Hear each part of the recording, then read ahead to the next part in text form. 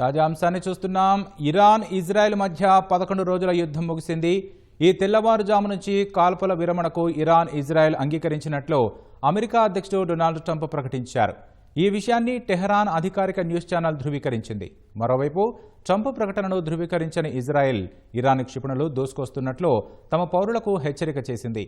ఈ ఉదయం ఇరాన్ జరిపిన దాడుల్లో 3 చనిపోయినట్లు ఐడిఎఫ్ ప్రకటించింది.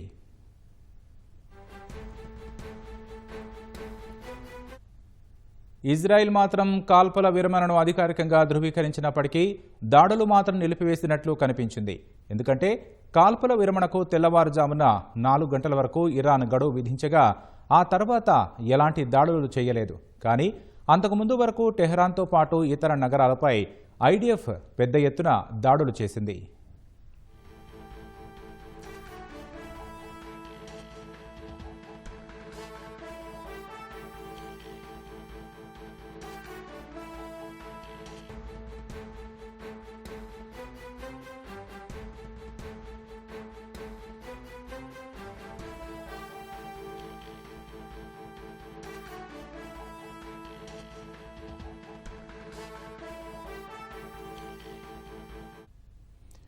ఇరాన్ ఇజ్రాయెల్ మధ్య 11 రోజుల యుద్ధం ముగిసింది.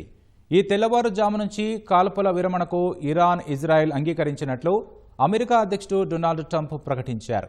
ఈ విషయాన్ని టెహరాన్ అధికారిక న్యూస్ ఛానల్ ధృవీకరించింది. మరోవైపు ట్రంప్ ప్రకటనను ధృవీకరించని ఇజ్రాయెల్ ఇరాన్ క్షిపణులు దూసుకొస్తున్నట్లు తమ పౌరులకు హెచ్చరిక చేసింది.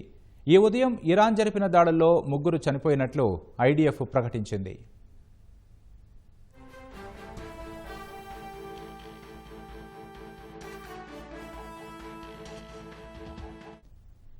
ఇజ్రాయెల్ మాత్రం కాల్పుల విరమణను అధికారికంగా ధృవీకరించినప్పటికీ దాడులు మాత్రం నిలిపివేసినట్లు కనిపించింది. ఎందుకంటే కాల్పుల విరమణకు తెల్లవారుజామున 4 గంటల వరకు ఇరాన్ గడువు విధించగా ఆ తర్వాత ఎలాంటి దాడులు చేయలేదు. కానీ అంతకుముందు వరకు టెహరాన్తో పాటు ఇతర నగరాలపై ఐడిఎఫ్ పెద్ద ఎత్తున దాడులు చేసింది.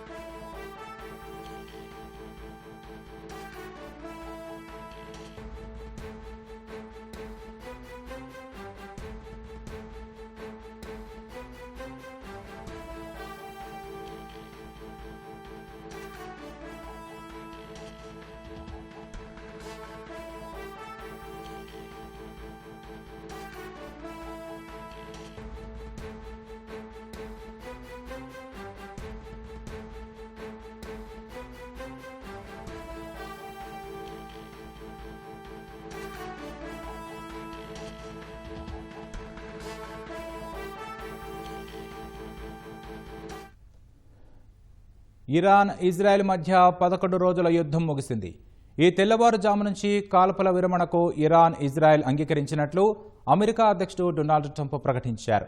ఈ విషయాన్ని టెహరాన్ అధికారిక న్యూస్ ఛానల్ ధృవీకరించింది. మరోవైపు ట్రంప్ ప్రకటనను ధృవీకరించని ఇజ్రాయెల్ ఇరాన్ క్షిపణులు దూసుకొస్తున్నట్లు తమ పౌరులకు హెచ్చరిక చేసింది. ఈ ఉదయం ఇరాన్ జరిపిన దాడుల్లో 3 చనిపోయినట్లు ఐడిఎఫ్ ప్రకటించింది.